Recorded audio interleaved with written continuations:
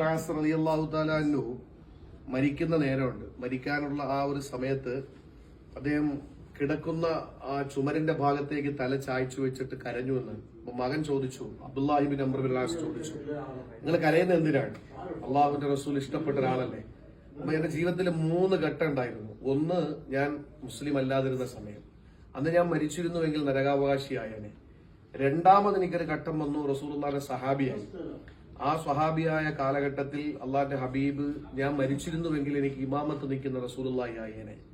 അതിനും ഭാഗ്യം കിട്ടിയില്ല. പിന്നെ മൂന്നാമതൊരു ഘട്ടം, ഞാൻ ഈജിപ്തിന്റെ ഭരണാധികാരിയായി. ഈ കാലയളവിൽ എന്റെ മരണം എങ്ങനെയാകുമെന്നുള്ള ഒരു ആശങ്കയാണ് എന്ന് പറഞ്ഞിട്ട് മരിക്കുന്ന സമയം കരഞ്ഞു എന്ന് പറയപ്പെടുന്നുണ്ട്. ഏറ്റവും പ്രധാനമായിട്ടുള്ള ഒരു കാര്യം ഇവിടെ എഴുതി വെച്ചിട്ടുണ്ട്, തംബീഹ്. ഇതൊരു വാണിംഗ് ആണ്, ഒരു ഉണർത്തൽ. മംനൂ വളുഉൻ അയ്യു ശൈഇൻ മിൻ അൻവാഇൽ മിസ്കി അലാ മഖാമി സയ്യിദി അംർ ബിൻ ആസ് ലിവുജൂദി റായിഹത്തിൻ ത്വയ്യിബത്തിൻ തഖ്റുജു മിൻഹു തബഇയ. നമ്മളൊക്കെ ഈ കാണുന്ന ഇതൊന്ന് കാണിച്ചു കൊടുത്തേ. ഈ ഭാഗം ഇവിടെ ഇത്രയും ഭാഗം ഓപ്പൺ ആക്കിയിട്ടിട്ടുണ്ട്. അതിന്റെ കാരണം ഇവിടെ എഴുതി വെച്ചിട്ടുണ്ട്. മംനൂ നിരോധിച്ചിരിക്കുകയാണ്. വളുഉ അയ്യു ശൈഇൻ മിൻ അൻവാഇൽ മിസ്ക്, കസ്തൂരിയിൽ നിന്ന് അഥവാ മണമുള്ള ഏത് സാധനവും ഇതിനകത്ത് ഇടാൻ പാടില്ല. അലാ മഖാമി സയ്യിദി അംർ ബിൻ ആസ് ലിവുജൂദി റായിഹത്തിൻ ത്വയ്യിബത്തിൻ തഖ്റുജു മിൻഹു തബഇയ.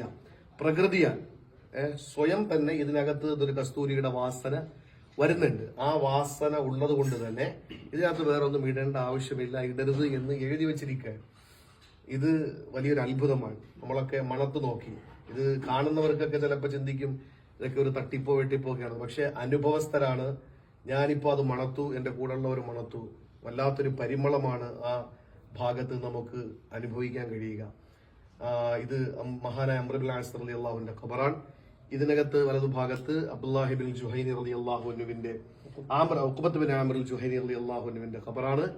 അതുപോലെ ഇവിടെ പിന്നെ ലൈസ് റളിയല്ലാഹു തആല അൻഹു, നാഫി റളിയല്ലാഹു അൻഹുവിന്റെ പ്രിയപ്പെട്ട ശിഷ്യനാണ്. ഇമാം മാലിക് റളിയല്ലാഹുവിന്റെ സതീർത്ഥ്യനാണ് ഓർമ്മ ശരിയാണെങ്കിൽ. അദ്ദേഹത്തിന്റെ ഖബറുണ്ട്. പിന്നെ മഹദി റാബിയത്തുൽ അദബിയ റളിയല്ലാഹു അൻഹയുടെ ഖബറുണ്ട്. ദുന്നൂനുൽ മിസ്രി റളിയല്ലാഹു അൻഹുവിന്റെ ഖബറുണ്ട്. അങ്ങനെ നിരവധി ഖബറുകൾ ഈ ഭാഗങ്ങളിലുണ്ട്.